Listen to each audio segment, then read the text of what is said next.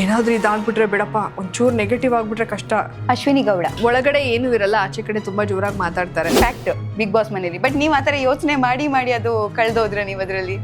ಆದ್ರೆ ನಮ್ಗೆ ಆ ಸೌಭಾಗ್ಯ ಇಲ್ಲ. ಇದೇನಂತೂ ಮರೆಮಾಚಕ್ಕಾಗಲ್ಲ. ಹೌದು, ನನ್ನ ಏಜ್ ಎಷ್ಟು ಏಜ್ ಇದು, ಇಲ್ಲಿಗೆ ನನ್ಗಿಂತ ಜಾಸ್ತಿ ಇದೆ. ರಕ್ಷಿತಾ ಶೆಟ್ಟಿ ತುಂಬಾ ಕನ್ನಿಂಗು. ರಾಶಿಕಾ ತುಂಬಾ ಆರೋಗ್ಯಂಟು.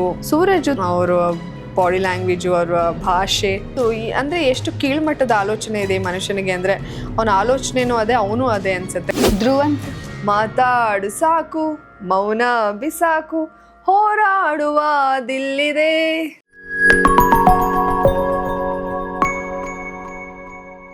ನೀವು ಆಂಕರ್ ಆಗಿರೋದ್ರಿಂದ ನಿಮ್ಗೆ ಬಿಗ್ ಬಾಸ್ ಕಂಟೆಸ್ಟೆಂಟ್ ಅನ್ನ ಇಂಟರ್ವ್ಯೂ ಮಾಡಿ ಮಾಡಿ ಮಾಡಿ ನಿಮ್ಗೊಂದು ನಿಮ್ಮ ತಲೆಯಲ್ಲಿ ಒಂದು ಐಡಿಯಾ ಕ್ರಿಯೇಟ್ ಮಾಡಿರ್ತೀರಾ ಅನ್ಸುತ್ತೆ. ನೀವು ಅಲ್ಲಿ ಹೋಗಿ ಅದನ್ನ ಮೇ ಬಿ ಹೊರಗಡೆ ಏನಾಗ್ತಿದೆ ಒಳಗಡೆ ಏನಾಗ್ತಿದೆ ಅನ್ನುವಂಥ ಒಂದು ಜಂಜಾಟದಲ್ಲಿ ಮೇ ಬಿ ನೀವು ಕಳೆದೋದ್ರ ಹಂಗೇನಾದ್ರು ನಿಮ್ಗೆ ಅನ್ಸುತ್ತೆ? ಯಾಕಂದ್ರೆ ನೀವು ಕ್ಯಾಲ್ಕುಲೇಟ್ ಮಾಡಕ್ ಸ್ಟಾರ್ಟ್ ಮಾಡಿದ್ರಿ ಮೇ ಬಿ ಹೊರಗೆ ಏನ್ ಆಗ್ತಾ ಇರಬಹುದು ಅಂತ. ಮೇ ಬಿ ಹೊರಗಡೆ ಅದೇ ನೋಡಿ, ಇವಾಗ ನೀವು ಯೋಚನೆ ಮಾಡ್ತೀರಾ, ಒಂದು ಕಲರ್ಸ್ ಬಗ್ಗೆ ಮಾತಾಡಿದಾಗ ಮೇ ಬಿ ಕಲರ್ಸ್ ಅವರು ಕಲರ್ಸ್ ಅಲ್ಲಿ ಯಾರಿದ್ದಾರೆ ಅವರನ್ನ ಇರಿಸ್ಕೋತಾರೆ, ಬೇರೆಯವರನ್ನ ತೆಗಿಬಹುದು ಅನ್ನೋದೊಂದು ವಿಚಾರ ಇರಬಹುದು. ಜೊತೆಗೆ ಈಗ ಟೇಪ್ ಕಟ್ಟಿಂಗ್ ಮಾಡೋದು ಅಂದ್ರೆ ನಿಮ್ಗೆ ಸಡನ್ ಕ್ವಿಕ್ ಬಂತು ಟೇಪ್ ಕಟ್ಟಿಂಗ್ ಅಂತ ಹೇಳಿದಾಗ, ಸೊ ಅಂದ್ರೆ ನಿಮ್ಗೆ ಗೊತ್ತಿದೆ ಏನಾಗುತ್ತೆ ಅನ್ನೋದು.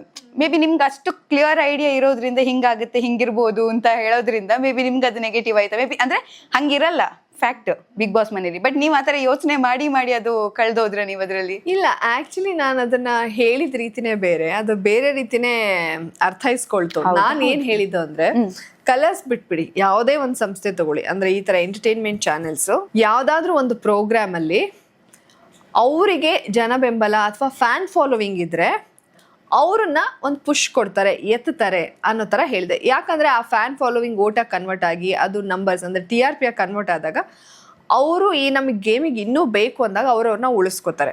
ಅಥವಾ ಅವರು ಜನ ಬೆಂಬಲ ಸೂಪರ್ ಆಗಿದೆ. ಫಾರ್ ಎಕ್ಸಾಂಪಲ್ ಸ್ಪಂದನನ ಬಿಟ್ಬಿಡಿ, ನೀವು ಕಲರ್ಸನ್ನು ಬಿಟ್ಬಿಡಿ, ಯಾವುದೇ ಒಂದು ಸಂಸ್ಥೆ ಆಗಿರ್ಬೋದು, ಮಾಳುನೇ ತಗೊಳ್ಳೋಣ. ಇವಾಗ ಮಾಳು ಈಗಲೂ ನಾನು ಯಾವುದೋ ನೋಡಿದೆ, ಮಾಳು ಯಾಕಿದ್ದಾರೆ ಇನ್ನು ಹಂಗೆ ಅನಿಸ್ತಾ ಇದೆ. ಮಾಳುಗೆ ಆಟನೂ ಅರ್ಥ ಆಗ್ತಾ ಇಲ್ಲ, ಏನು ರೀಸನ್ ಕೊಡಬೇಕು ಅಂತಲೂ ಗೊತ್ತಿಲ್ಲ.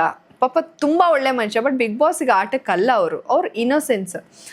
ಆದರೆ ಉತ್ತರ ಕರ್ನಾಟಕದ ಜನ ಬೆಂಬಲ ಜಾಸ್ತಿ, ಅವ್ರು ಪ್ರಾಣ ಕೊಡೋಕ್ಕೂ ರೆಡಿ. ಸೊ ಹಾಗಾಗಿ ಮಾಳು ಕಂಟಿನ್ಯೂ, ಮಾಳು ಓಟ್ ಇರುತ್ತೆ, ಮಾಳುಗೋಸ್ಕರನೇ ನೋಡ್ತಾ ಇರ್ತಾರೆ. ನಮ್ಮ ಮಾಳು ಇವತ್ತವ್ರು ಮಾತಾಡೋಣ ನೋಡೋಣ ಅಂತ ಪಾಪ ಅವರು ನಿರೀಕ್ಷೆನ ಬಿಡ್ದಂಗೆ ನೋಡ್ಕೊಂಡು ಕೂತಾರೆ. ಇವತ್ತವ್ರು ಆಟ ಆಡ್ಬೋದಾ, ನಮ್ಮ ಮಾಳು ಕ್ಯಾಪ್ಟನ್ ಆಗಿ ಹೆಂಗೆ ಮಾಡ್ಬೋದು ಅಂತ.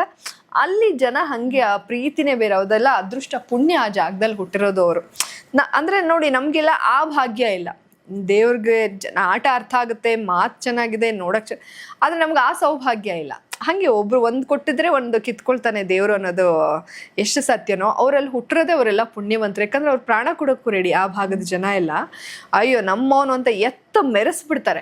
ಸೊ ಅವ್ರು ಏನು ಆಟ ಆಡ್ತಾ ಇದ್ರು ಇದ್ದಾರೆ ಅಂದರೆ ಅವ್ರಿಗೆ ಅಷ್ಟು ಜನ ಬೆಂಬಲ ಇದೆ, ಮಾಳುಗೋಸ್ಕರ ನೋಡೋರು ಇದ್ದಾರೆ. ಸೊ ಅವ್ರನ್ನ ಅವರು ಕಳ್ಕೊಳ್ಳಲ್ಲ. ಅದೇ ರೀತಿ ಸ್ಪಂದನ ಇರ್ಬೋದು, ಯಾರೇ ತಗೊಳ್ಳಿ ನೀವು, ಗೌತಮಿ, ಮೋಕ್ಷಿತಾನೋ ಅಥವಾ ಯಾವುದೇ ಸೀರಿಯಲ್, ಗೀತಾ, ಅದೇ ಭವ್ಯ ಅವರು 5-5 ವರ್ಷ 3 ವರ್ಷ ಯಾವುದೇ ಸಂಸ್ಥೆಯಲ್ಲಿ ಸೀರಿಯಲ್ ಮಾಡಿದ್ರು ಅವ್ರಿಗೊಂದಷ್ಟು ಫ್ಯಾನ್ ಫಾಲೋವಿಂಗ್ ಅಂತ ಇರುತ್ತೆ. ಅವ್ರು ಆಡದೇ ಇರಲಿ, ಅವ್ರಿಗೆ ಓಟ್ ಹಾಕ್ತಾ ಇರ್ತಾರೆ, ಅವ್ರಿಗೋಸ್ಕರ ನೋಡ್ತಾ ಇರ್ತಾರೆ. ನಮ್ಮ ಇವಾಗ್ಲಾದ್ರೂ ಮಾತಾಡ್ಬೋದಾ, ಚೆನ್ನಾಗಿ ಆಟ ಆಡ್ತಾರ, ಇವ್ರಿಗೋಸ್ಕರ ನೋಡೋಣ ಅಂತ. ಸೊ ಆ ಒಂದು ವರ್ಗನ ಮಿಸ್ ಮಾಡ್ಕೊಳಕ್ಕೆ ಇಷ್ಟಪಡದೆ ಅವ್ರನ್ನ ಒಂದು ಇವ್ರಿಗೋಸ್ಕರನೇ ನೋಡೋರು ಜಾಸ್ತಿ ಇದ್ದಾಗ ಒಂದು ಪುಷ್ ಕೊಡ್ತಾರೆ ಅಂತ. ಯಾಕಂದರೆ ಮಾಳುನೇ ನೀವು ತಗೊಳ್ಳಿ, ಮಾಳು ಆ್ಯಂಡ್ ಸ್ಪಂದನ ಡೈರೆಕ್ಟಾಗಿ ಫೈನಲಿಸ್ಟ್ ಆದರು. ಯಾಕಂದರೆ ಜನರ ವೋಟಿಂದ ಅವ್ರು ಡೈರೆಕ್ಟ್ ಫೈನಲಿಸ್ಟ್ ಆದ್ರು ಅನ್ನೋದು ನೀವು ನೋಡ್ಬೋದು ಬಿಗ್ ಬಾಸ್. ಓಕೆ, ಇಬ್ರು ಅಷ್ಟು ಆಟ ಆಡ್ತಾ ಇಲ್ಲ ಅಂತ ಹೊರಗಡೆನೂ ಜನಕ್ಕೆ ಅನ್ನಿಸ್ತಾ ಇದೆ ಅಂದ್ರೂ ಯಾಕೆ ಅವ್ರು ಫೈನಲಿಸ್ಟ್ ಆದರು? ಜನ ಬೆಂಬಲ ಇರುವಾಗ ಅವ್ರು ಇನ್ನೂ ಚೆನ್ನಾಗಿ ಆಟ ಆಡ್ಬಿಟ್ರೆ ಜನ ಇನ್ನೂ ಫುಲ್ ಕುಣ್ದಾಡ್ಬಿಡ್ತಾರೆ. ನಮ್ಮ ಮಾಡು ನೋಡ್ದ ಹೆಂಗೆ ಮಾತಾಡ್ದ ನೋಡು, ನಮ್ಮ ಆ ಥರ ನೋಡ್ತಾರೆ. ಸೊ ಆ ಒಂದು ಫಾಲೋವಿಂಗ್ ಇರೋದ್ರಿಂದ ಇವ್ರಿಗೊಂದು ಪುಷ್ ಕೊಟ್ಟಾಗ, ಇವ್ರು ಇನ್ನೂ ಚೆನ್ನಾಗಿ ಆಡಿದಾಗ, ಇನ್ನೂ ಜನ ಸಪೋರ್ಟ್ ಮಾಡಿದಾಗ ಆ ಪ್ರೋಗ್ರಾಮ್ಗೆ, ಚಾನಲ್ಗೆ ಪ್ಲಸ್ ಆಗುತ್ತೆ ಅನ್ನೋ ಕಾರಣಕ್ಕೆ ಅವ್ರು ಹೀಗೆ ಮಾಡ್ತಾರೆ ಅನ್ನೋದನ್ನು ನಾನು ಹೇಳಿದೆ. ಅದು ಸ್ವಲ್ಪನೇ ಹಾಕಿದಾಗ ಅದು ಏನೇನೋ ರೆಕ್ಕೆ ಪುಕ್ಕ ಬೇರೆ ಬೇರೆ ತಿರುವುಗಳನ್ನ ಪಡ್ಕೊಂಡು ಅದು ದೊಡ್ಡದಾಗಿದೆ. ಯಾಕಂದರೆ ನಾನು ಯಾಕೆ ಇಷ್ಟೊಂದು ಎಕ್ಸ್ಪ್ಲನೇಷನ್ ಕೊಡ್ತಾ ಇದ್ದೀನಿ ಅಂದರೆ, ನಾನು ಹಾಗಲ್ಲ. ನೀವೇನು ಹೇಳಿದ್ರಿ, ಇದರನ್ನೇ ಯೋಚನೆ ಮಾಡಿದ್ರಲ್ಲಿ ಕಳೆದೋಗಿದ್ದೀರಾ ಅಂತ. ಅಲ್ಲ, ಅದು 5 ಮಿನಿಟ್ಸ್ ಅಷ್ಟೇ ಇತ್ತು ನಮಗೆ ತೀರ್ಮಾನ ತಗೊಳ್ಳೋದಕ್ಕೆ. ಅಷ್ಟರೊಳಗೆ ನಾವು ಇದು ಮಾಡಬೇಕಿತ್ತು. ಇವರು ಸ್ಪಂದನನ ಮಾಡೋಣ, ಸ್ಪಂದನ ನಾಮಿನೇಟ್ ಮಾಡೋಣ, ಅಭಿ ಬೇಡ. ಆ ಟೈಮಲ್ಲಿ ಅವ್ರು ಕರೆಕ್ಟಾಗಿ ಕನ್ವಿನ್ಸ್ ಆಗೋ ಥರ ಹೇಳಬೇಕಿತ್ತು. ಇಲ್ಲ, ಸ್ಪಂದನ ಬೇಡ, ಅಭಿನ್ ತೊಗೊಳ್ಳೋಣ, ಸ್ಪಂದನ ಸದ್ಯಕ್ಕೆ ಬೇಡ, ನೆಕ್ಸ್ಟ್ ಸ್ಪಂದನನೇ ಇದ್ದಾಳೆ, ಇವಾಗ ಸದ್ಯಕ್ಕೆ ಅಭಿನ್ ಇದು ಮಾಡೋಣ ಅಂತ ನಾನು ಹೇಳುವಾಗ, ಅದು ಮಾತಿನ ಬರದಲ್ಲಿ ಇಷ್ಟು ಹೇಳುವಾಗ ಜಾಹ್ನವಿ ಕಲರ್ಸ್ ಬಗ್ಗೆ ಮಾತಾಡಿದ್ದಾಳೆ ಹಾಗೆ ಹಿಂಗೆ ಅಂತ ಬಂದ್ಬಿಡ್ತು. ಅದು ಇದೇ ಸಂಸ್ಥೆಯಲ್ಲಿ 3 ವರ್ಷದಿಂದ ನಾನು ಕೆಲಸ ಮಾಡ್ತಿದ್ದೀನಿ. ನನಗೆ ಬ್ಯಾಕ್ ಟು ಬ್ಯಾಕ್ ಪ್ರೋಗ್ರಾಮ್ಗಳನ್ನ ಕೊಟ್ಟಿದ್ದಾರೆ. ಗೊತ್ತಿಲ್ಲ ನಾವು ನಾಳೆ ಇಲ್ಲಿ ಇರ್ತೀವೋ ಇಲ್ವೋ ನಂಗೆ ಗೊತ್ತಿಲ್ಲ. ಇಲ್ಲಿರೋಕ್ಕೋಸ್ಕರ ನಾನೇನೋ ಇದನ್ನು ಎಕ್ಸ್ಪ್ಲೇನ್ ಮಾಡ್ತಾ ಇದ್ದೀನಿ ಅನ್ನೋದು ಅಲ್ಲ, ಅಥವಾ ನಾನು ತುಂಬ ತಪ್ಪು ಮಾಡಿಬಿಟ್ಟಿದ್ದೀನಿ ಸಾರಿ ಕೇಳ್ತೀನೋ ಅನ್ನೋದು ಅಲ್ಲ. ನಾನು ಏನು ಹೇಳೋಕ್ಕೆ ಹೊರಟಿದ್ದೆ ಅದು ಏನಾಗಿದೆ ಅನ್ನೋದನ್ನು ನಾನು ಎಕ್ಸ್ಪ್ಲೇನ್ ಮಾಡ್ತಾ ಇದ್ದೀನಿ ಅಷ್ಟೇ. ನಾಳೆ ದಿನ ಎಲ್ಲೇ ಇರ್ಬೋದು, ಎಲ್ಲೇ ಇದ್ರೂ ನಾನು ಅವತ್ತು ಹೇಳಿದ್ದೆ. ಬಹುಶಃ ಆ ಆಟದಲ್ಲಿ ನಾನು ಅದನ್ನು ಹೇಳಬಾರ್ದಾಗಿತ್ತೇನೋ, ಒಂದು ಚಾನಲ್ ಹೀಗೆ ಥಿಂಕ್ ಮಾಡುತ್ತೆ, ಯಾಕಂದರೆ ಆ ಥರ. ಬಟ್ ಏನಾಗೋಯ್ತು ಅಂದರೆ ಅವ್ರು ಯಾರು ಮಾತು ಕೇಳ್ತಾನೆ ಇರಲಿಲ್ಲ ನಂದು. ಇಲ್ಲ ಸ್ಪಂದನ ಇಲ್ಲ ಬೇಡಪ್ಪ ಇವಾಗ ಅಭಿನಯನ ಹೇಳೋಕ್ಕೆ ಹೇಳಿದೆ. ಅದನ್ನು ಏನೇನೋ ಆಗಿ ದೊಡ್ಡದಾಯಿತು. ಒಂದು ಸಂಸ್ಥೆಲಿ ಅನ್ನ ತಿಂದು ಅದ್ರ ವಿರುದ್ಧ ಮಾತಾಡೋಷ್ಟು ನಾನು ಕೆಟ್ಟವಳು ಅಲ್ಲ, ದಡ್ಡಿನೂ ಅಲ್ಲ. ಸೊ ಹಾಗಾಗಿ ಇಷ್ಟೇ ಆಗಿದ್ದದು. ಎಸ್. ಈಗ ನಿಮಗೆ ಗಿಲ್ಲಿ ಹೇಳ್ತಿದ್ರು ಈ ಥರ ವೀಕೆಂಡಲ್ಲೆಲ್ಲ ಕೂತಾಗ ಹೇರಿಗೆ ಡೈ ಹಾಕೊಂಡು ಕೂರ್ತಾರೆ ಅನ್ನೋದು ಒಂದು, ಮತ್ತು ನೀವೇ ಒಂದು ಸಂತೂರ್ ಮಮ್ಮಿ ಆ್ಯಡ್ ಎಲ್ಲ ಮಾಡ್ತೀರಾ. ನೀವು ಈಗಲೂ ಕೂಡ ಸ್ವೀಟ್ 16 ಥರನೇ ಕಾಣಿಸ್ತಿದ್ದೀರಾ. ಬಟ್ ನೀವು ಯಾಕೆ ಅದನ್ನು ಒಪ್ಕೊಂಡ್ರಿ ಅಂತ? ನೀವು ಯಂಗ್ ಥರನೇ ಕಾಣ್ತಿದ್ದೀರಾ ಅನ್ನೋದನ್ನು ನೀವು ಒಪ್ಕೊಳ್ಳಿಲ್ಲ. ನಾನು ಏಜ್ಡ್ ಅನ್ನೋದನ್ನೇ ಒಪ್ಕೊಂಡ್ರಿ ಯಾಕೆ ಅಂತ? ಏಜ್ಡ್ ಅಂತ ಅಂದ್ರೆ ಯಾಕಂದ್ರೆ ಅಲ್ಲಿ ಮನೇಲಿ ಎಲ್ರಿಗಿಂತ ಚೆನ್ನಾಗಿ ಕಾಣಿಸ್ತಾ ಇದ್ರಿ, ಅಷ್ಟು ಸ್ಟೈಲಿಶ್ ಆಗಿ ರೆಡಿ ಆಗ್ತಿದ್ರಿ, ಅಂಡ್ ಅನ್ಸ್ತಾನೆ ಇರ್ಲಿಲ್ಲ. ಓಕೆನಾ? ಬಟ್ ನೀವು ಎಲ್ಲ ಹೇಳುವಾಗ ನೀವು ಅದನ್ನ ಒಪ್ಕೊಂಡ್ರಲ್ಲ, ನಮ್ಗೆ ಅನ್ಸುತ್ತೆ ಯಾಕೆ ಜಾನ್ವಿ ಒಪ್ಕೊಂಡ್ರು, ಇಷ್ಟು ಚೆನ್ನಾಗಿ ಕಾಣಿಸ್ತಿದಾರಲ್ಲ ಅಂತ. ನನ್ ಈಗ್ಲೂ ಅಂದ್ರೆ ಅದು ಸತ್ಯನಂತೂ ಮರೆ ಮಾಚಕ್ಕಾಗಲ್ಲ. ಹೌದು, ನನ್ನ ಏಜ್ ಇದು. ನಾನು ಚೆನ್ನಾಗಿ ಕಾಣಿಸಲ್ವಾ? ಖಂಡಿತ ಎಲ್ಲ ಸಖತ್ತಾಗಿ ಕಾಣಿಸ್ತೀನಿ. ನಾನು ತುಂಬ ಚೆನ್ನಾಗಿ ಮೇಂಟೈನ್ ಮಾಡ್ತೀನಿ. ನಂಗೆ ಅಷ್ಟು ಬ್ಯೂಟಿ ಕಾನ್ಷಿಯಸ್ ಇದೆ, ಎಲ್ಲ ಇದೆ. ಬಟ್ ಅವ್ನು ಬರೀ ತಮಾಷೆ. ಮತ್ತು ಗ್ರೇ ಹೇರ್ಸ್ ಇವಾಗ ಸಣ್ಣ ಮಕ್ಳಿಗೂ ಶುರು ಆಗುತ್ತೆ. ಗಿಲ್ಲಿಗೆ ನನಗಿಂತ ಜಾಸ್ತಿ ಇದೆ. ಹಂಗಂತ ನಾನೇನೋ ಫುಲ್ ಎಲ್ಲ ಆಗಿ ಅಜ್ಜಿದಿರು ಡೈ ಹೊಡಿತಾರಲ್ಲ ಹಂಗಲ್ಲ. ಏನೋ ಒಂದು ಸ್ವಲ್ಪ ಫ್ರಂಟಲ್ಲೆಲ್ಲ ಚೂರು ಕಾಣಿಸ್ತಾ ಇರುತ್ತಲ್ಲ, ಅದನ್ನು ಅವನು ರೇಗ್ಸಿ ಅವ್ನು ಹೇಳ್ತಿದ್ದೆ, ನೋಡು ನನ್ನ ಅಕ್ಕ ಅಂತ ಕರಿ, ನಿಂಗಿಂತ ದೊಡ್ಡ, ಅದನ್ನು ಕೇಳ್ತಿರ್ಲಿಲ್ಲ. ಅವ್ನು ತುಂಬ ಬರೀ ಇದೇ ತಮಾಷೆ ಮಾಡೋದು. ಸೀರಿಯಸ್ ಆಗಿ ಹೇಳಿದ್ರೆ ಅವ್ನು ನಮ್ಮ ವಿಷಯಕ್ಕೆ ಬರ್ತಾ ಇರಲಿಲ್ಲ. ಬಟ್ ನಾನು ಒಂದೇನೋ ಪಾಪ ಕಂಟೆಂಟ್, ಎಲ್ಲರೂ ಸೀರಿಯಸ್ ಆಗ್ಬಿಟ್ಟು ಅವ್ನ ಕಂಟೆಂಟೇ ವರ್ಕ್ ಆಗಲ್ಲ. ಟ್ರೂ ಅದು. ಅವತ್ತು ಇನ್ನು ಯಾರ ಮೇಲೆ ಮಾಡ್ತಾನೆ? ಅವ್ನು ಗೋಡೆ ಮೇಲೆ ಮಾಡ್ಬೇಕಷ್ಟೆ. ಅಲ್ಲಿ ಭೀಮಾ ಮೇಲೆ ಮಾಡ್ಬೇಕಿತ್ತು ಅಥವಾ ಇನ್ನೇನೋ. ಸೊ ಹಾಗಾಗಿ ನಾನು ಯಾಕೆ ಅದನ್ನು ಡಿಸ್ಟರ್ಬ್ ಮಾಡೋದು, ಮಾಡಲಿ ಅವನು ಅಂದ್ಕೊಂಡು ಸುಮ್ಮನೆ ಆಗ್ತಿದ್ದೆ. ಅದೇ ಅವ್ನು ಹಾಗೆ ತುಂಬ ಪರ್ಸ್ನಲ್ ಆಗಿ ಹೋಗ್ತಿದ್ದ. ಅದು ನಮಗೆಲ್ಲ ಸ್ವಲ್ಪ ಇರಿಟೇಟ್ ಆಗ್ತಾ ಇತ್ತು. ಬಟ್ ಸ್ಟಿಲ್ ಅವ್ನು ಹೇಳಿದ್ರೆ, ಈಗ ನೀವಂತೂ ಹೇಳ್ತಾ ಇದ್ದೀರ, ಅಷ್ಟು ಸಾಕಲ್ವಾ, ನೋಡೋ ಜನರ ಕಣ್ಣೇನು ಇದಾಗಲ್ಲ. ಅವನೇನೋ ಒಂದು ಬಾಯಿ ಚಪ್ಪಲಕ್ಕೆ ಏನೋ ರೆಕ್ಸ್ತಾ ಇರ್ತಾನೆ, ಏನೋ ಒಂದು ಮಾಡ್ತಾ ಇರ್ತಾನೆ. ಬಿಡಿ, ಜನ ನಗ್ತಾರಲ್ಲ, ಖುಷಿ ಆಗ್ತಾರಲ್ಲ ಅಂದ್ಕೊಂಡು ನಾನು ಸುಮ್ಮನೆ ಆಗ್ತಾ ಇದ್ದೆ. Yes, true. ಈಗ ನಾನೊಂದೊಂದು ಹೆಸರು ಹೇಳ್ತಾ ಹೋಗ್ತೀನಿ, ನೀವು ಅವರಿಗೆ ಒಂದೊಂದು ವರ್ಡಲ್ಲಿ ಅವ್ರ ಬಗ್ಗೆ ಹೇಳ್ತಾ ಹೋಗಿ. ಇದು ತುಂಬ ರೀಚ್ಡ್ ಕಂಟೆಂಟ್ ಅಲ್ವಾ, ಅದಕ್ಕೋಸ್ಕರ. ಮಾಡು ದೇವ್ರಂತ ಮನುಷ್ಯ. ಬಟ್ ಬಿಗ್ ಬಾಸ್ ಆಟ ಇದುವರೆಗೂ ಅರ್ಥ ಆಗಿಲ್ಲ. ಮಾತಾಡು ಸಾಕು. ಅವರು ಹಾಡುಗಾರ ಆಗಿರೋದ್ರಿಂದ ಒಂದು ಹಾಡು ಹೇಳ್ತೀನಿ. ಮಾತಾಡು ಸಾಕು, ಮೌನ ಬಿಸಾಕು, ಹೋರಾಡುವ ದಿಲ್ಲಿದೆ. Very nice. ನಾವು ಹಾಡಿಂದಾನೆ ನೀವು ಹೇಳಿದ್ರಲ್ಲ, ತುಂಬಾ ಖುಷಿ ಆಯ್ತು. ಸ್ಪಂದನ ತುಂಬಾ ಸೈಲೆಂಟು. ಅವಳೊಂಥರ ತುಂಬ ಸಾಫ್ಟ್ ಆ್ಯಂಡ್ ಸಫಿಸ್ಟಿಕೇಟೆಡ್ ಅವಳು. ಬಟ್ ಇನ್ನೊಂದು ಸ್ವಲ್ಪ ಅಗ್ರೆಷನ್ನು, ಇನ್ನೊಂದು ಸ್ವಲ್ಪ ಇದು ಬಂದರೆ ಚೆನ್ನಾಗಿರುತ್ತೆ. ಯಾಕಂದರೆ ಫ್ಯಾನ್ ಫಾಲೋವಿಂಗ್ ಇರೋದ್ರಿಂದ ಆಟನೂ ಚೆನ್ನಾಗಿ ಆಡಿದ್ರೆ ಖುಷಿ ಆಗ್ತಾರೆ ಜನ. ಕಾವ್ಯ. ಆ್ಯಂಡ್ ಸ್ಪಂದನ ಆ್ಯಂಡ್ ಕಾವ್ಯ ಇಬ್ರಿಗೂ ಹೇಳಬೇಕಂದ್ರೆ ಇನ್ನೊಂದು ಸ್ವಲ್ಪ ಆ್ಯಕ್ಟಿವ್ ಆಗಿರಿ. ನೀವು ಇನ್ನೂ ಚಿಕ್ಕ ಹುಡುಗಿರೋ ಆ್ಯಕ್ಟಿವ್ ಆಗಿರಿ ಅಂತ ಹೇಳಕ್ಕೆ ಇಷ್ಟಪಡ್ತೀನಿ. ಕಾವ್ಯ ತುಂಬ ಕ್ಲೆವರ್ ಇದ್ದಾಳೆ. ಅದೇ ಇನ್ನೊಂದು ಸ್ವಲ್ಪ ಬಿಗ್ ಬಾಸ್ ಮನೆಯಲ್ಲಿ ಇನ್ನೊಂದು ಚೂರು ಆ್ಯಕ್ಟಿವ್ನೆಸ್ ಬೇಕು. ಸುಮ್ಮನೆ ಒಂಥರ ಸೋಬರಾಗಿ ಎಲ್ಲ ಇದ್ಬಿಟ್ರೆ ಆಗಲ್ಲ. ಚೆನ್ನಾಗಿ ಆಟಾಡಿ, ಚೆನ್ನಾಗಿ ಮಾತಾಡಿ. ಅಭಿಷೇಕ್ ಅದೇ ಒಂದು ಯಾವುದೇ ಒಂದು ನಿರ್ಧಾರ ಹೇಳೋದಿದ್ರು ಅದು ನಿಮ್ಮ ನಿರ್ಧಾರನೇ ಆಗಿರಬೇಕು. ಬೇರೆಯವರು ಮಾತಾಡಿದ್ದು ಅದು ನಿಮ್ಮ ಧ್ವನಿ ಆಗಿರಬಾರ್ದು. ಅದರ್ವೈಸ್ ಅಭಿಷೇಕ್ ತುಂಬ ಒಳ್ಳೆಯವರು, ತುಂಬ ಒಳ್ಳೆ ಮನುಷ್ಯ. ಧನುಷಲ್ಲಿ ಇನ್ನೂ ಪೊಟೆನ್ಷಿಯಲ್ ಇದೆ. ಅವ್ರನ್ನ ಹಿಡಿದಿಟ್ಕೋತಾ ಇದ್ದಾರೆ. ಏನಾದರೂ ಇದಾಗ್ಬಿಟ್ರೆ ಬೇಡಪ್ಪ, ಒಂಚೂರು ನೆಗೆಟಿವ್ ಆಗಿಬಿಟ್ರೆ ಕಷ್ಟ, ಇಲ್ಲಿಂದ ಹೋದ್ರೂ ಪರವಾಗಿಲ್ಲ, ನಾನು ನೆಗೆಟಿವ್ ಮಾಡ್ಕೋಬಾರ್ದು, ಅದೇ ಇದರಲ್ಲಿ ತುಂಬ ಕಾನ್ಷಿಯಸ್ ಆಗಿ ಆಟಾಡ್ತಾ ಇದ್ದಾರೆ. ಬಟ್ ಅವರಲ್ಲಿ ಇನ್ನೂ ಒಂದು ಒಳಗಡೆ ಒಂದು ಕಿಚ್ಚಿದೆ, ಫೈರ್ ಇದೆ ಅಂತ ನನಗೆ ಗೊತ್ತಾಯಿತು. ಅವ್ರ ಅಮ್ಮ ಎಲ್ಲ ಏನೋ ಮಾತಾಡ್ತಾ ಇದ್ರಂತೆ. ಸೊ ಒಂಚೂರು ನಿಮ್ಮನ್ನು ನೀವು ಬಿಟ್ಬಿಡಿ, ಚೆನ್ನಾಗಿ ಆಗುತ್ತೆ. ಟಾಸ್ಕ್ ಚೆನ್ನಾಗಿ ಆಡ್ತೀರಾ, ಇನ್ನೊಂದು ಚೂರು ಬಿಟ್ಬಿಟ್ರೆ ನೀವು ಚೆನ್ನಾಗಿ ಆಗ್ತೀರಾ. ಅಂದರೆ ಆ ಭಯ ಬೇಡ, ಫೇಸಲ್ಲಿ ಆ ಭಯ ಬೇಡ. ಅವ್ರ ಅಮ್ಮನೇ ಹೇಳಿದರು, ಲಾಂಗ್ ಸೆಂಟೆನ್ಸ್ ಮಾತಾಡಿ ಅನಿಸಿದ್ದು ಏನಾಗುತ್ತೋ ಆಮೇಲೆ ನೋಡ್ಕೋಣ, ಏನಾಗ್ಬಿಡುತ್ತೋ ಅಂತ ಹೇಳಿ ಹಂಗೆ ಇದ್ರೆ ನೋಡಿ ಆಚೆ ಕಡೆ ಎಷ್ಟು ವೀಕಾಗಿ ಕಾಣಿಸ್ತಾರೆ. ಅಶ್ವಿನಿ ಅವರು ಸ್ಟ್ರೇಟ್ ಫಾರ್ವರ್ಡು. ಅಂದರೆ ಅದು ಒಳಗಡೆ ಏನೂ ಇರಲ್ಲ, ಆಚೆ ಕಡೆ ತುಂಬ ಜೋರಾಗಿ ಮಾತಾಡ್ತಾರೆ. ಸೊ ಮಾತಿನ ಭರದಲ್ಲಿ ತಪ್ಪುಗಳಿಗೆ ಸಿಕ್ಕಾಕೊಳ್ಬೇಡಿ. ಯಾಕಂದರೆ ನಾವು ಎಷ್ಟು ಒಳ್ಳೆಯವರು ಏನು ಅನ್ನೋದು ಗೊತ್ತಾಗಲ್ಲ, ಬರೀ ನಮ್ಮ ತಪ್ಪುಗಳದೇ ಹೈಲೈಟ್ ಆಗುತ್ತೆ. ಅದಾದಮೇಲೆ ಅದೇ ಒಂದೇನಾದರೂ ಆದರೆ ಅದನ್ನು ಬಿಟ್ಟು ಮುಂದಕ್ಕೆ ಹೋದರೆ ಒಳ್ಳೇದು ಅನ್ಸುತ್ತೆ. ಅದನ್ನು ಎಳಿತಾ ಹೋದರೆ ಅವ್ರ ಎನರ್ಜಿನೂ ವೇಸ್ಟ್ ಆಗುತ್ತೆ. ಅದನ್ನು ತುಂಬ ಸೀರಿಯಸ್ ಆಗಿ ತಲೆಗೆ ತೊಗೊಂಡು ಅವ್ರು ಊಟ ಎಲ್ಲ ಬಿಟ್ಬಿಡ್ತಾರೆ. ಅದು ಅವ್ರ ಆಟಕ್ಕೂ ಎಫೆಕ್ಟ್ ಆಗುತ್ತೆ. ಅದರ್ವೈಸ್ ನನಗೆ ಬಿಗ್ ಬಾಸ್ ಮನೆಯಲ್ಲಿ ಸಿಕ್ಕಂಥ ಒಬ್ಬ ಒಳ್ಳೆ ಅತ್ಯುತ್ತಮ ಗೆಳತಿ ಅಂದರೆ ಅಶ್ವಿನಿ. ರಕ್ಷಿತಾ ಶೆಟ್ಟಿ. ರಕ್ಷಿತಾ ಓವರ್ ಆ್ಯಕ್ಟಿವ್ ಮತ್ತು ಓವರ್ ಸ್ಮಾರ್ಟ್, ಹಾಗೆ ಎಲ್ಲ ಓವರ್. ಅಂದ್ರೆ ಕಿಚ್ಚನ ಚಪ್ಪಾಳೆ ಸಿಕ್ಕಾದ್ಮೇಲೆ ಸ್ವಲ್ಪ ಓವರ್ ಆಯ್ತಾ ಹೇಗೆ? ಮುಂಚೆನೆ ಓವರ್ ಇತ್ತು, ಬಟ್ ಜನಕ್ಕೆ ಗೊತ್ತಾಗ್ತಾ ಇರಲಿಲ್ಲ, ಅದನ್ನು ಕ್ಯೂಟಾಗಿ ನೋಡ್ತಾ ಇದ್ರು. ಸೊ ಈಗೀಗ ಆ ಇರಿಟೇಷನು ಜನಕ್ಕೆ ಗೊತ್ತಾಗಿದೆ. ಅವಳು ಇರೋದೇ ಹಾಗೆ, ಬಾಡಿ ಲ್ಯಾಂಗ್ವೇಜ್ ಅದು ನಮ್ಗೆ ಓವರಾಗಿ ಕಾಣುತ್ತೆ, ಬಟ್ ಅವಳು ಇರೋದೇ ಹಾಗೆ, ಅದು ಓವರ್ ಆ್ಯಕ್ಟ್ ಮಾಡ್ತಾ ಇದ್ದಾಳೆ ಅನ್ನೋ ಥರನೇ ಕಾಣುತ್ತೆ. ರಾಶಿಕಾ ತುಂಬ ಆರೋಗ್ಯಂಟು, ಒಂದು ರಿಗ್ರೆಟ್ ಇಲ್ಲ, ಮತ್ತು ಅವಳಿಗೆ ಗ್ರ್ಯಾಟಿಟ್ಯೂಡು ಇಲ್ಲ, ತುಂಬ ಆರೋಗ್ಯಂಟು, ತುಂಬ ಫಾಸ್ಟಾಗಿ ಕ್ವಿಕ್ಕಾಗಿ ರಿಯಾಕ್ಟ್ ಮಾಡ್ತಾಳೆ ಎಲ್ಲದಕ್ಕೂ. ನೀವು ಮನೆಯಿಂದ ಹೊರಗಡೆ ಬಂದಾಗ ನೆಗೆಟಿವ್ ಮಾತಾಡಿದಂಥದ್ದು ರಾಶಿಕಾ. ಅವ್ರು ಹೇಳ್ತಾರೆ, ನಾನು ಹೋಗಿರೋದು ತುಂಬ ಖುಷಿ ಆಯ್ತು, ಇಷ್ಟು ದಿನ ಹೋಗಿರೋರು ಯಾರು ಬೇಜಾರಾಗಿಲ್ಲ, ನೀವು ಹೋಗಿರೋದು ತುಂಬ ಖುಷಿ ಆಯ್ತು ಅನ್ನೋದು. ಏನು ಹೇಳ್ತೀರಿ ಇದ್ರ ಬಗ್ಗೆ? ನನಗೂ ಏನು ಬೇಜಾರಿಲ್ಲ, ಅದು ಎಕ್ಸ್ಪೆಕ್ಟೆಡ್. ಯಾಕಂದರೆ ನನಗೂ ಅವಳಿಗೂ ಆಗ್ತಾನೆ ಇರಲಿಲ್ಲ. ಕೊನೆ ದಿನದವರೆಗೂ ನಾನು ತುಂಬ ಟಾಂಟ್ ಮಾಡ್ತಿದ್ದೆ, ಅವಳು ನನಗೆ ಇದು ಮಾಡ್ತಾ ಇದ್ಲು.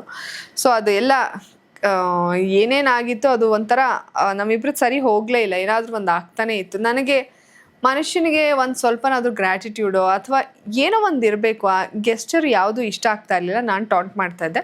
ಸೊ ಅದು ಹಾಗೆ ಕಂಟಿನ್ಯೂ ಆಗಿದೆ. ಸೂರಜು ತುಂಬ ಕನ್ನಿಂಗು, ಬಂದಾಗ ಪಾಸಿಟಿವ್ ಆಗಿ ಅನಿಸಿದ್ದು ಅಷ್ಟೇ, ಒಂದು 2 ದಿನ. ಆಮೇಲೆ ತುಂಬ ನನಗೆ ನೆಗೆಟಿವೇ ಅನಿಸೋದು. ಸೂರಜು ತುಂಬ ಕನ್ನಿಂಗು, ತುಂಬ ಒಂಥರ ಮೈಂಡ್ ಗೇಮು, ತುಂಬ ಕ್ಯಾಲ್ಕುಲೇಷನು, ತುಂಬ ಸ್ಟ್ರಾಟರ್ಜಿ, ಇಷ್ಟನೇ ಆಗಲ್ಲ. ಗಿಲ್ಲಿ ಒಳ್ಳೆ ಟೈಮಿಂಗ್ ಇದೆ, ಒಳ್ಳೆ ಕಾಮಿಡಿ ಮಾಡ್ತಾರೆ, ಎಲ್ಲರೂ ನಗಿಸ್ತಾರೆ.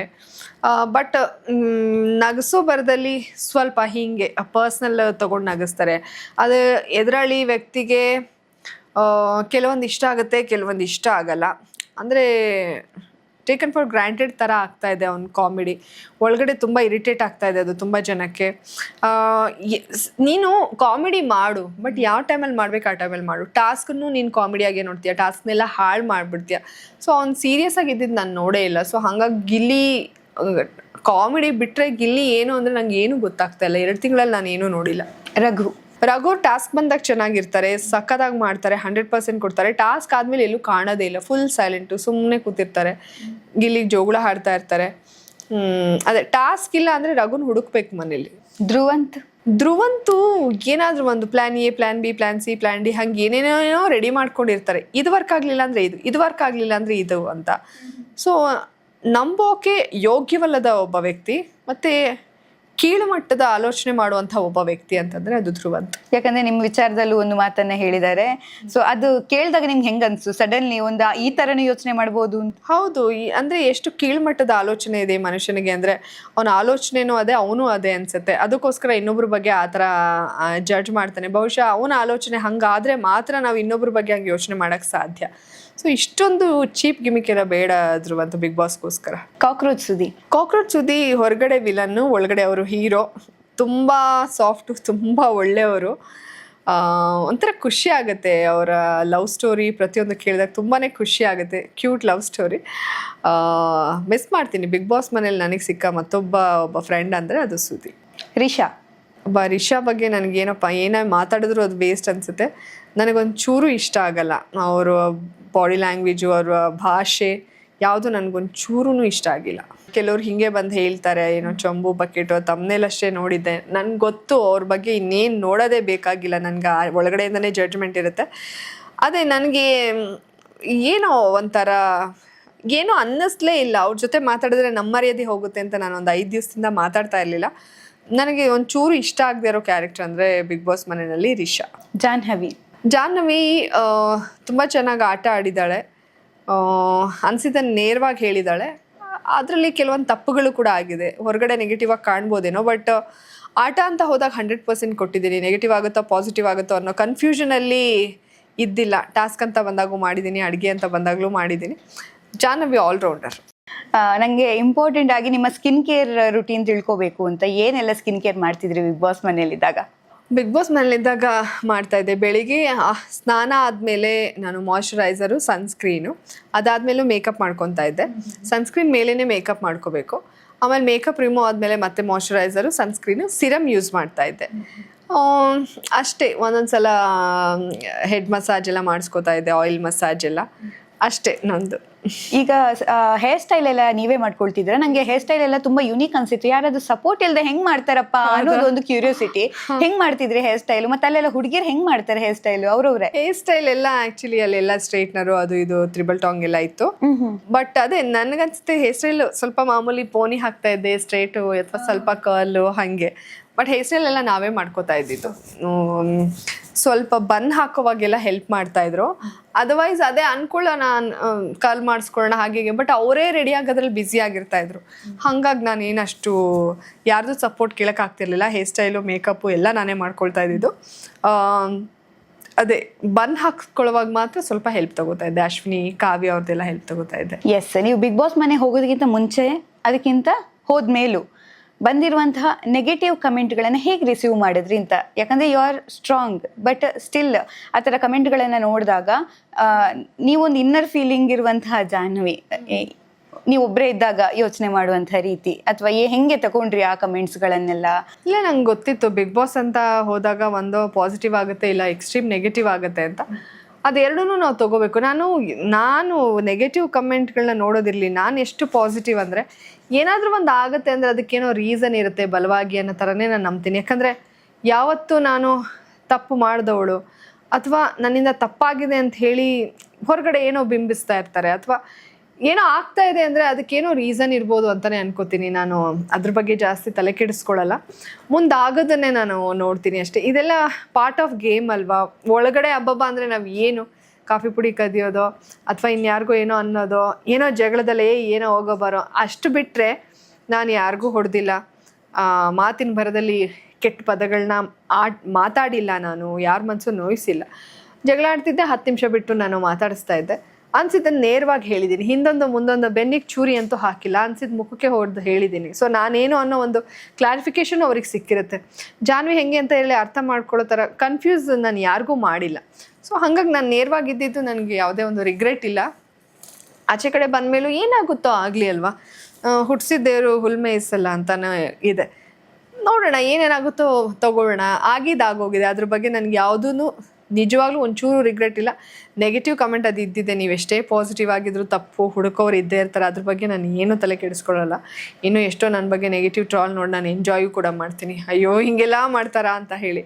ಅದ್ರ ಬಗ್ಗೆ ನನ್ನ ಫ್ಯಾಮಿಲಿ ರಿಯಾಕ್ಷನ್ನು, ಅವ್ರೇನು ಹೇಳ್ತಾರೆ ಅಷ್ಟೇ ಇಂಪಾರ್ಟೆಂಟು. ಅಥವಾ ನನ್ನನ್ನು ತುಂಬ ನಿಜವಾಗ್ಲೂ ಪ್ರೀತಿಸೋರು ಒಂದು ವರ್ಗ ಇರುತ್ತಲ್ಲ, ಅವ್ರ ರಿಯಾಕ್ಷನ್ ಇಂಪಾರ್ಟೆಂಟ್. ಖಂಡಿತ. ಯಾಕಂದ್ರೆ ನೆಗೆಟಿವ್ ಕಮೆಂಟ್ ಬಿಡೋಣ, ಪಾಸಿಟಿವ್ ಆಗಿ ನಿಮ್ಮ ಬಗ್ಗೆ ನಿಮ್ಗೋಸ್ಕರ ಫ್ಯಾನ್ಸ್ ತುಂಬಾ ಜನ ಇದ್ದಾರೆ. ನಿಮ್ಮ ಫ್ಯಾಷನ್ ಸೆನ್ಸ್ಗೋಸ್ಕರ ತುಂಬಾ ಜನ ಫ್ಯಾನ್ಸ್ ಇದ್ದಾರೆ. ಈವನ್ ಕಂಪ್ಲೀಟ್ ಜಾಹ್ನವಿ ಅಂದಾಗ ಒಂದು ಫ್ಯಾನ್ ಬೇಸ್ ಬರುತ್ತೆ. ಅಂತಹ ನಿಮ್ಮನ್ನ ಪ್ರೀತಿ ಮಾಡುವಂತಹ ನಿಮ್ಮ ಕುಟುಂಬ, ನಿಮ್ಮ ಪ್ರೀತಿ ಪಾತ್ರರಿಗೆ ನೀವೇನು ಹೇಳ್ತೀರಿ? ತುಂಬ ಥ್ಯಾಂಕ್ಸ್ ಹೇಳಕ್ಕೆ ಇಷ್ಟಪಡ್ತೀನಿ. ಎಷ್ಟೋ ಜನ ನಾನು ಆಚೆ ಬಂದ ಮೇಲೆ ತುಂಬ ಚೆನ್ನಾಗಿ ಆಡ್ತಾ ಇದ್ರಿ, ನೀವು ಒಳಗಡೆ ಇರಬೇಕು ಅಂತ ಎಲ್ಲರೂ ಹೇಳ್ತಾ ಇದ್ರು. ಆ ಪ್ರೀತಿ, ಅವರ ಕಮೆಂಟು ಇಷ್ಟುದ್ದ ಎಲ್ಲ ಬರೆದು ನನಗೆ ಕಳಿಸ್ತಾ ಇರ್ತಾರೆ. ಅದು ನೋಡಿದ್ರೆ ನಿಜವಾಗ್ಲೂ ನನ್ನ ಮನಸ್ಸು ತುಂಬಿ ಬರುತ್ತೆ. ಅಷ್ಟೇ ಸಾಕು, ನಾನು ಅಷ್ಟನ್ನ ಗಳಿಸಿದ್ದೀನಿ ಅಲ್ವಾ. ನೀವು ಇನ್ನೂ ಒಳಗಡೆ ಇರಬೇಕಿತ್ತು, ಡಿಸರ್ವ್ ಇದ್ದೀರಾ ಅಂದರೆ ನನ್ನ ಆಟನ ಅವ್ರು ಮೆಚ್ಕೊಂಡಿದ್ದಾರೆ ಅಂತ. ಸೊ ಮುಂದೇನೂ ಅಷ್ಟೇ, ನಾನು ಯಾವುದೇ ಕೆಲಸ ಮಾಡಿದ್ರು ನಿಮ್ಮ ಪ್ರೀತಿ ಆಶೀರ್ವಾದ ನನ್ನ ಮೇಲೆ ಹೀಗೆ ಇರಲಿ. ಸೊ ಆಲ್ ದ ಬೆಸ್ಟ್ ನಿಮ್ಮ ಲೈಫಿಗೆ. ಥ್ಯಾಂಕ್ ಯು ಸೋ ಮಚ್ ನಮ್ಮ ಈ ಮಾಯೆ ಚಾನೆಲ್ ಜೊತೆ ಮಾತಾಡಿರೋದಕ್ಕೆ. Thank you, means a lot. Yes, ನಿಮಗೂ ಕೂಡ ವಿಡಿಯೋ ಇಷ್ಟ ಆದರೆ ಲೈಕ್ ಮಾಡಿ, ಶೇರ್ ಮಾಡಿ, ಕಮೆಂಟ್ ಮಾಡಿ. Thank you.